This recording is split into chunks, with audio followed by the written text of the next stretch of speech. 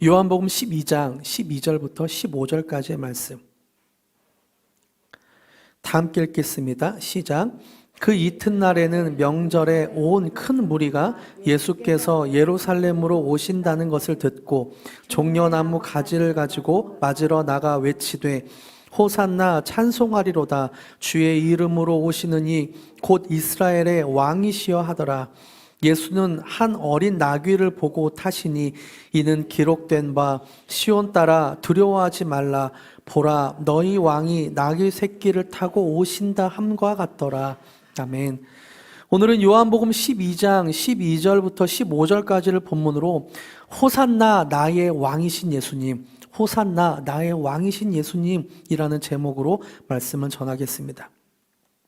우리나라에서 중요하게 지키는 명절이 있습니다. 그것은 바로 설과 추석입니다. 설은 새로운 한 해를 맞이하는 명절이고 추석은 한 해의 농사를 마치고 즐거워하는 명절입니다. 명절은 1년 중 가장 중요한 날로 타지에서 살던 가족이 모두 모여서 세배를 하기도 하고 또 전통대로 떡국을 먹기도 하는 날이기도 합니다. 이런 우리 고유의 명절과 같이, 민족의 고유의 명절과 같이 교회에서도 지키는 중요한 명절이 두 가지가 있습니다. 다 아시겠지만 교회에서 중요하게 지키는 명절은 성탄절과 부활절입니다. 성탄절은 예수님이 우리를 구원하시기 위해 태어나신 날이기 때문에 중요하게 기념하며 지킵니다. 그리고 부활절은 예수님이 우리 죄를 위해 십자가에 죽으시고 죽음을 이기시고 부활한 날입니다. 저는 개인적으로 생각해 볼 때 성탄절보다 부활절을 좀 소극적으로 지내는 것 같아 조금 아쉽긴 합니다. 성탄절 한번 생각해 볼까요? 성탄절은 우리가 유치부 때부터 율동과 캐롤, 연극 같은 것을 하면서 약 한 달 전부터 준비를 하고 성탄절을 기다립니다. 그런데 부활절은 성가대의 칸타타 말고는 큰 이벤트가 별로 기억나는 건 없는 것 같아요. 하지만 부활절은 성탄절만큼 중요한 날이기에 우리 교회에서는 조금 더 의미 있게 보내려고 합니다. 바베큐 파티도 준비하고 있고 예수님의 부활 소식을 전하는 달걀을 전하는 행사도 준비하고 있고 그리고 고난주간을 좀 더 의미 있게 지내게 하기 위해서 가정예배지도 만들었습니다. 개총예배가 가정예배지 만드는 것은 쉬운 일이 아닙니다. 엄청 고생해서 만들었습니다. 어쨌든 만들었습니다. 그리고 오늘은 종려주일로 지키면서 함께 말씀을 전하려고 합니다. 오늘은 부활주일 전 주로 예수님이 십자가를 지시기 위해 예루살렘으로 들어가시는 것을 기념하는 종려주일로 지킵니다. 여러분 혹시 종려주일을 아시나요? 종려주일? 어떤 분에게는 생소할 수도 있을 것 같아서 잠깐 설명드리겠습니다. 종려주일이란 예수님이 부활하시기 일주일 전에 예루살렘 성으로 들어가실 때 수많은 사람들이 종려나무 가지를 흔들고 또 예수님이 지나가시는 길에 그 종려나무 가지를 그 편채로 놔뒀다.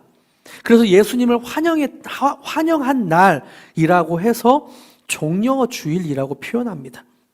예수님이 예루살렘 성으로 들어가실 때 종려나무 가지를 흔들고 그 앞에 폈다라고 해서 종려주일이라고 부르죠. 이 장면이 오늘 본문에서 자세하게 소개되고 있는데요. 이해를 돕기 위해 12절과 13절을 우리말 성경으로 자막을 준비했습니다. 12절과 13절 함께 읽겠습니다. 시작.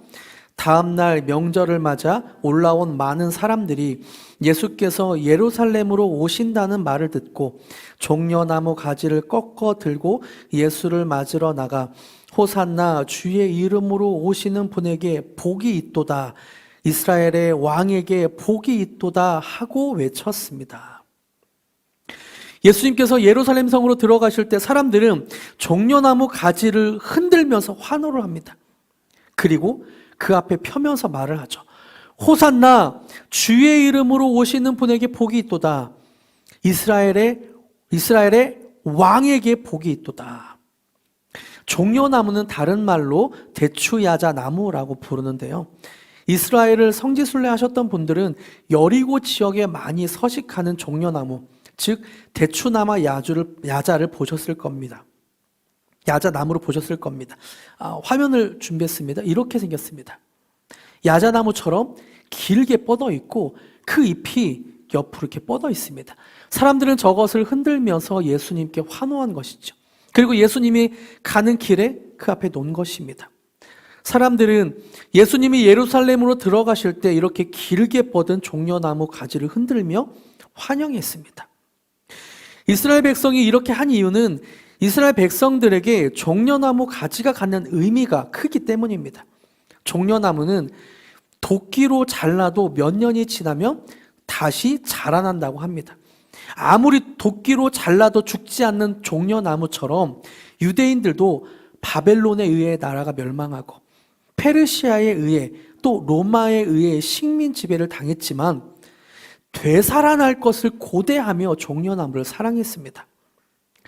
이스라엘 백성들은 이렇게 종려나무 가지를 흔들며 13절에 보니까 호산나 주의 이름으로 오시는 분에게 복이 있도다.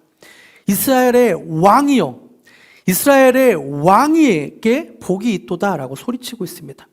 여기서 호산나는 도와주세요, 구원해 주세요라는 의미입니다. 그러니까 이 말을 다시 종합해서 말씀드리면 예수님이 예루살렘으로 들어오실 때 사람들이 종려나무 가지를 흔들며 우리나라가 이제 회복될 것이다 라는 종려나무 가지를 흔들며 로마의 식민 지배에서 해방될 것을 기대하며 도와주세요, 구원해 주세요, 이스라엘의 왕이여 라고 소리치고 있는 것이죠. 저는 이 모습을 상상하면 우리나라의 독립운동 하던 모습이 연상됩니다. 1919년 3월 1일에 우리나라에서 수많은 사람들이 태극기를 흔들면서 대한독립 만세라고 외쳤습니다. 사람들은 시장으로, 길거리로, 학교로 몰려들며 태극기를 흔들며 대한독립 만세를 외쳤습니다. 학자들은 전국적으로 퍼진 이 3.1운동에 참여한 사람이 약 110만 정도 될 것이라고 말합니다. 전국에 110만 정도. 유대인의 역사학자인 요세푸스는 6월절의 명절을 지키기 위해 예루살렘에 모여든 사람이 약 200만 명의 사람이 될 것이라고 말합니다. 물론 좀 과장된 면이 있습니다. 요세푸스가 쓴 글에는 조금 과장된 면이 없잖아 있습니다. 하지만 200만 명을 과장했다고 하더라도 수십만 명의 인파가 예수님을 환영하며 종려나무 가지를 흔들며 소리치고 있는 것이죠.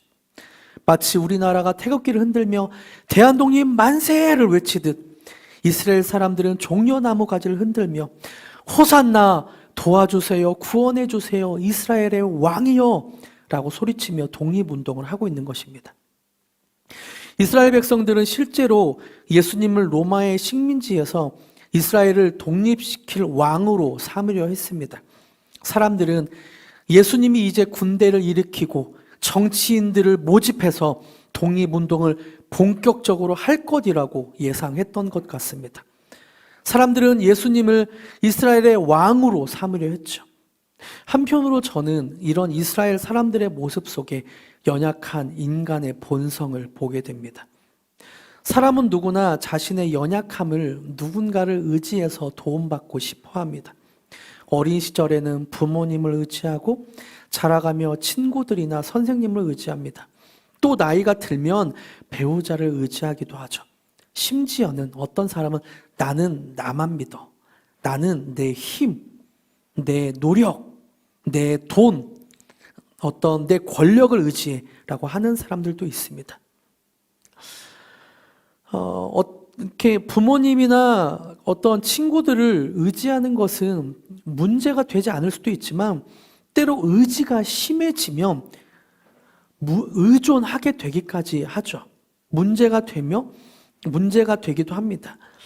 사람은 자기 자신이 아닌 자기에게 안정감을 주는 무언가를 쫓고 의존하기도 합니다. 팀 켈러 목사님은 내가 만든 신이라는 책을 통해 이런 사람의 본성을 설명하고 있습니다. 사람이 연약하기 때문에 중독에 빠진다고 하며 돈이나 사랑, 남들의 인정이나 권력을 의존하게 된다고 합니다. 심지어 사람은 자신의 연약함을 의존하는 것을 넘어 우상을 삼는다고까지 표현합니다.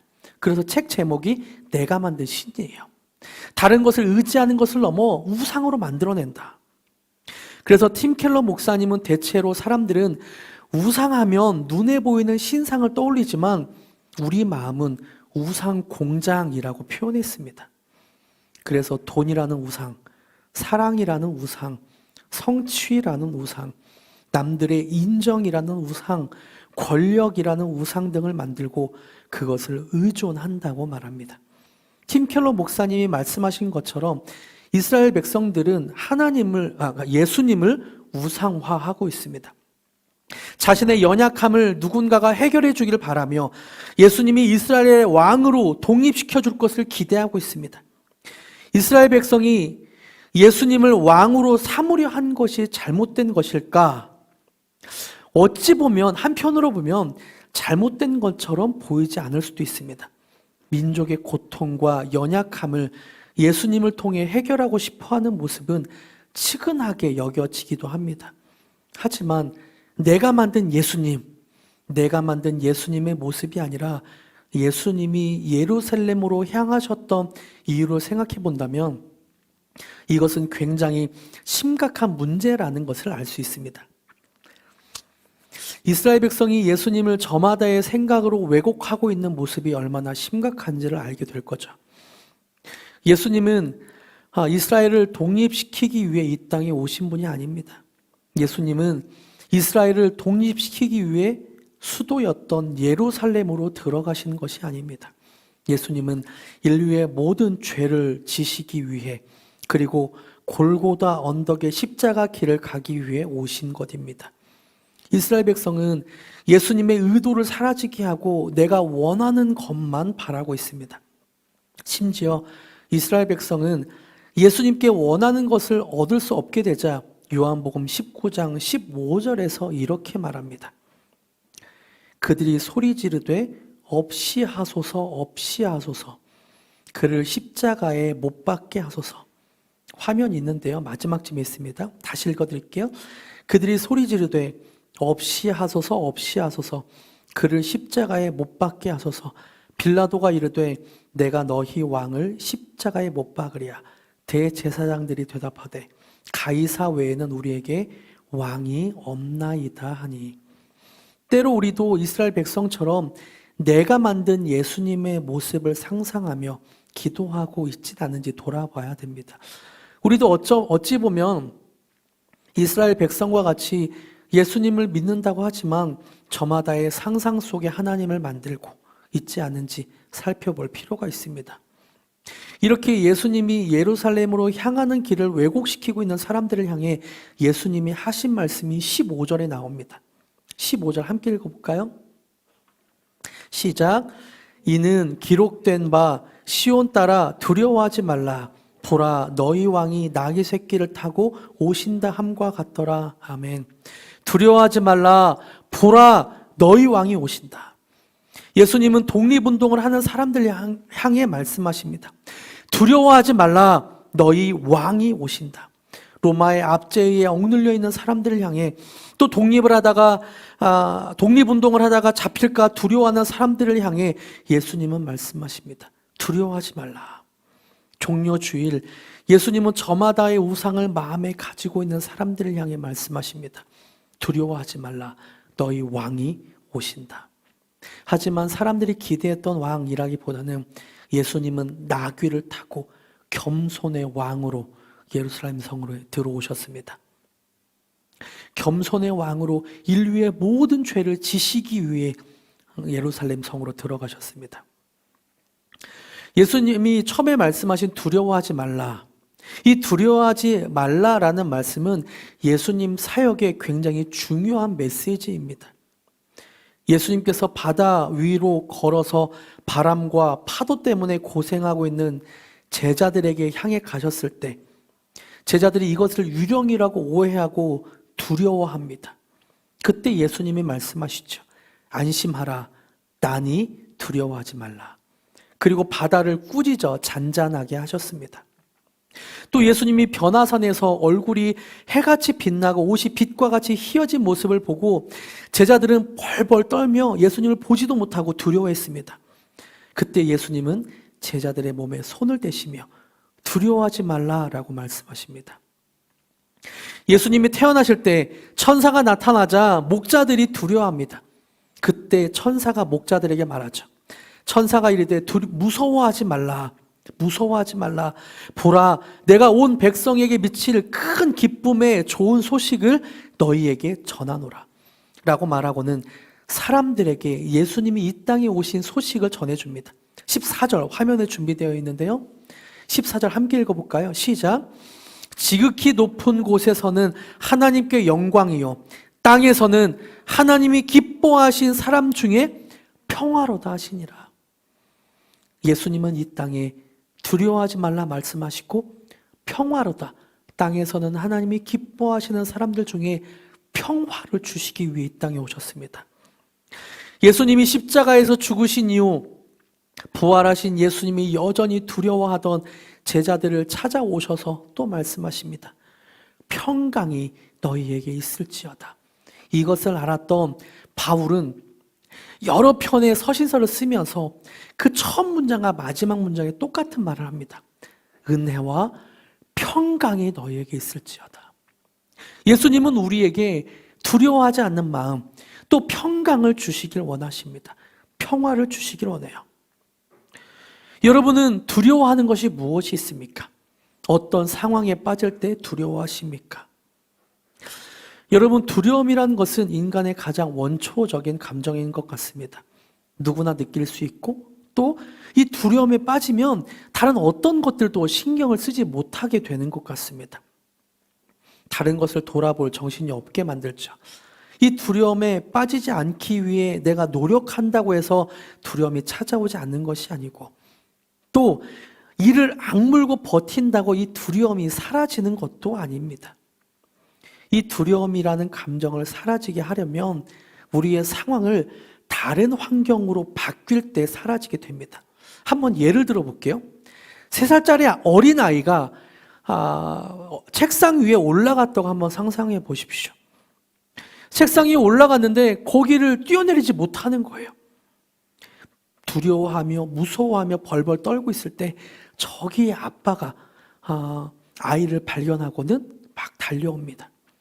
아이는 아빠를 발견하고 아빠라고 하면서 그 마음속 두려움이 없어질 거예요. 심지어 이럴 때도 있겠죠. 아빠 나 잡아 슈퍼맨 하면서 이렇게 뛸 수도 있겠죠. 왜냐하면 아빠를 믿으니까. 아빠가 저기 있고 내가 책상에서 뛰어내린다고 해도 아빠가 나를 안아줄 거야. 날 안전하게 지켜줄 거야. 처음에 책상 위에서 자기의 힘으로 뛰어내릴 수 없다는 마음에 두려워할 수도 있겠지만 아빠를 발견하는 순간 두려움은 없어지고 오히려 익사이팅한 어떤 그런 기분이 들 것입니다. 여러분, 이 땅에서 우리가 겪는 수많은 두려움을 이길 수 있는 가장 확실한 방법이 뭔지 아세요?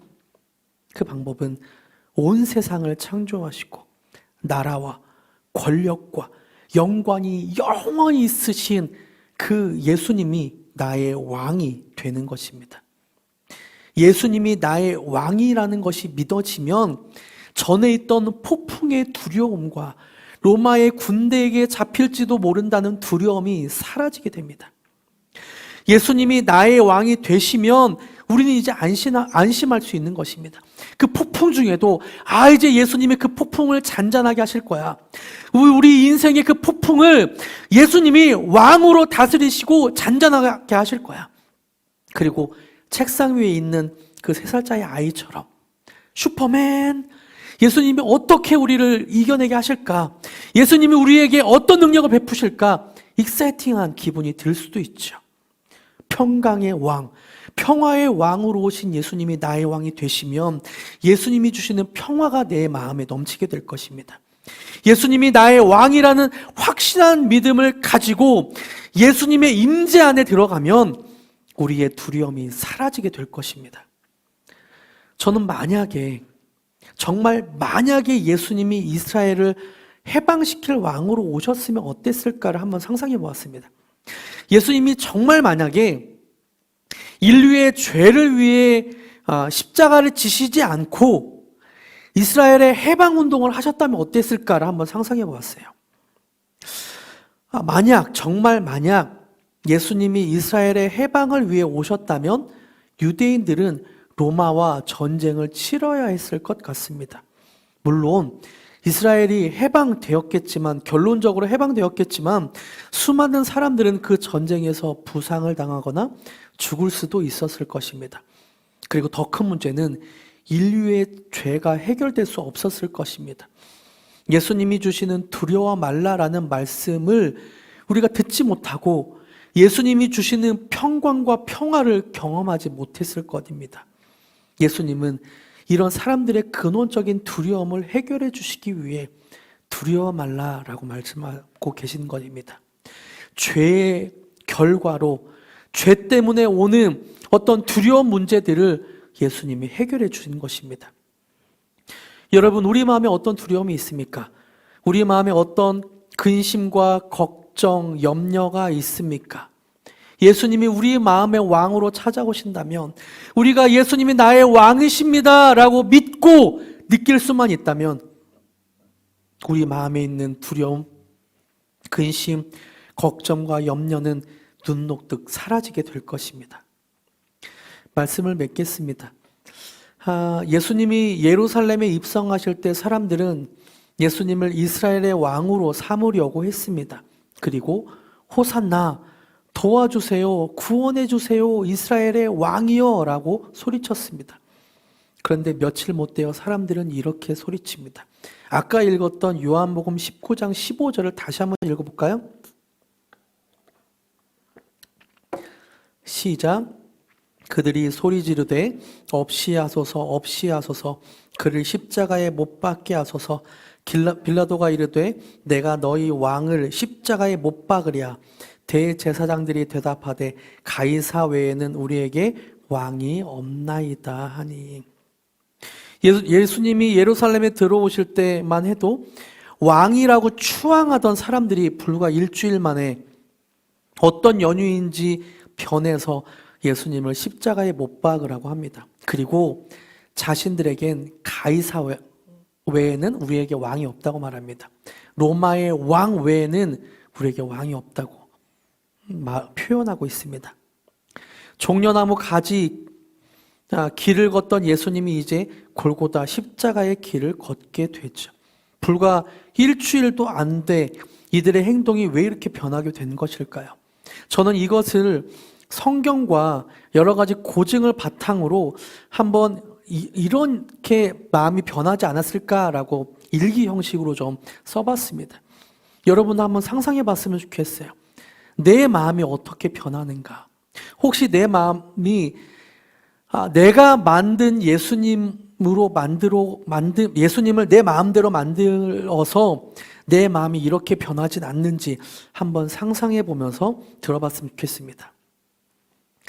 드디어 예수님이 예루살렘에 오시는 날이야. 이제 우리도 로마의 압제에서 벗어날 수 있어.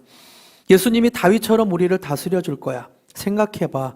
예언서에서 말하듯이 다윗의 후손으로 우리를 구원하러 오신다고 한 분이야.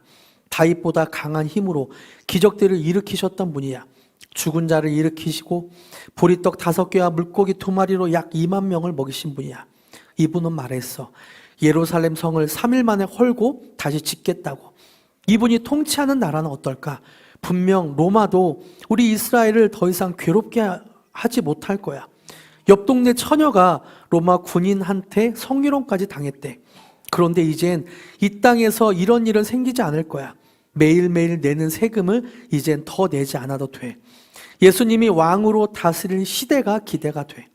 그 다음 날 예수님이 예루살렘에 오셨는데 아무런 움직임이 없네. 정치계에 아무런 소식이 없어. 민병들이 조직되었다는 소식도 없어.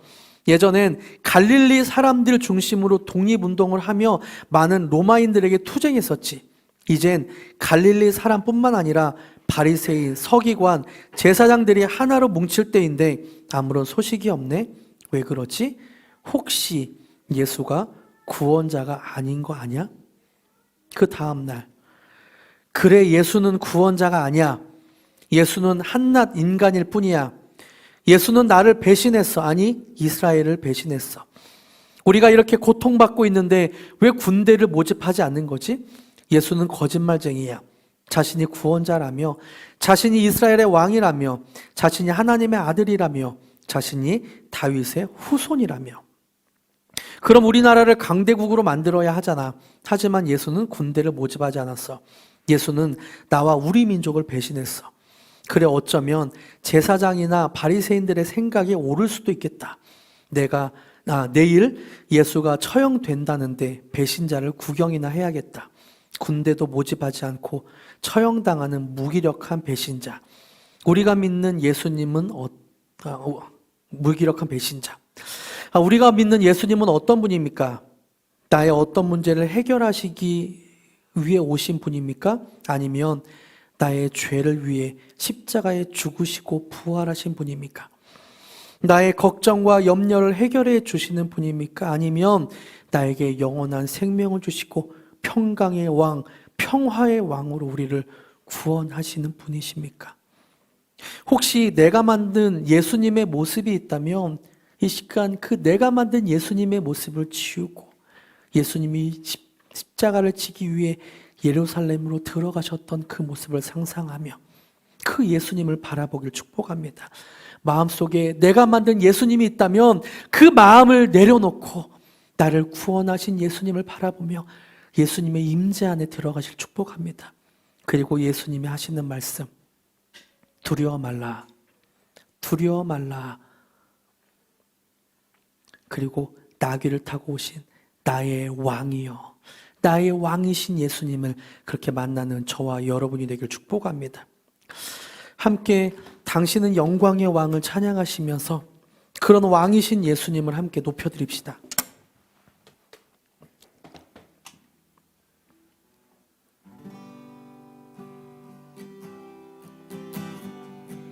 당신은 영광의 왕, 당신은 영광의 왕,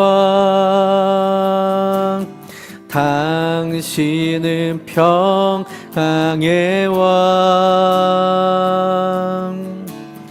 당신은 하늘과 땅의 주, 당신은 정의의 아들,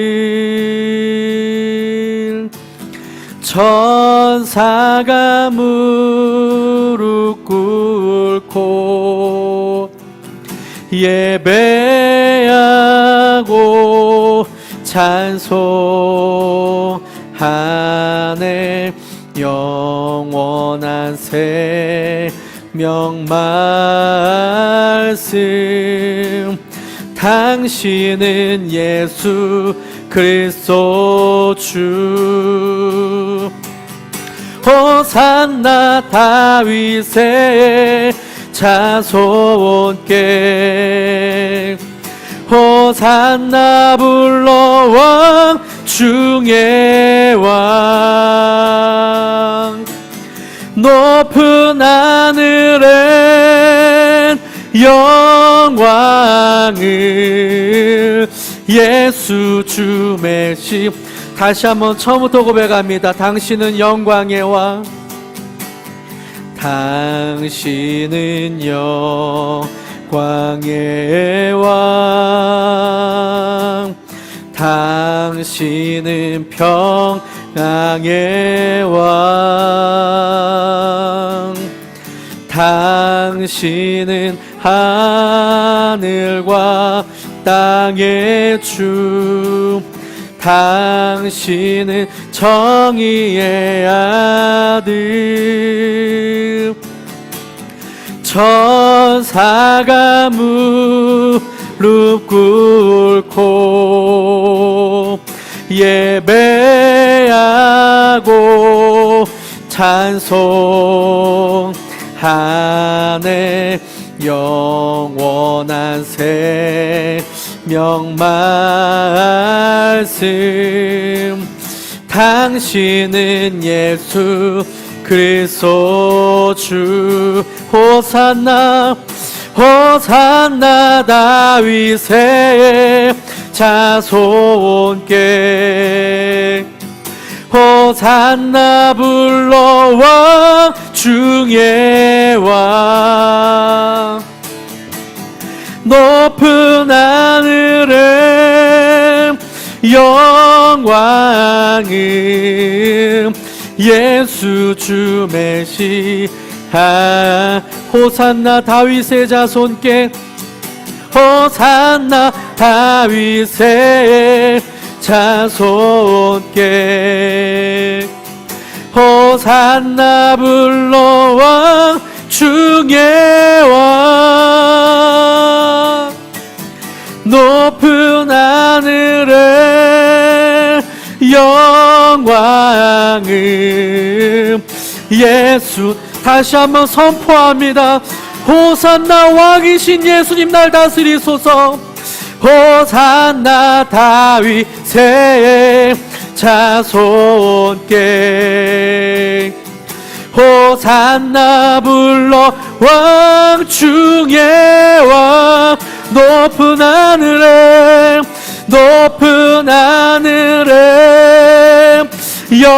영광은 예수 주 메시아네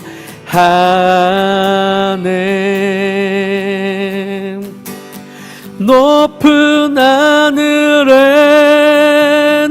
영광은 예수 주 메시아네 아멘.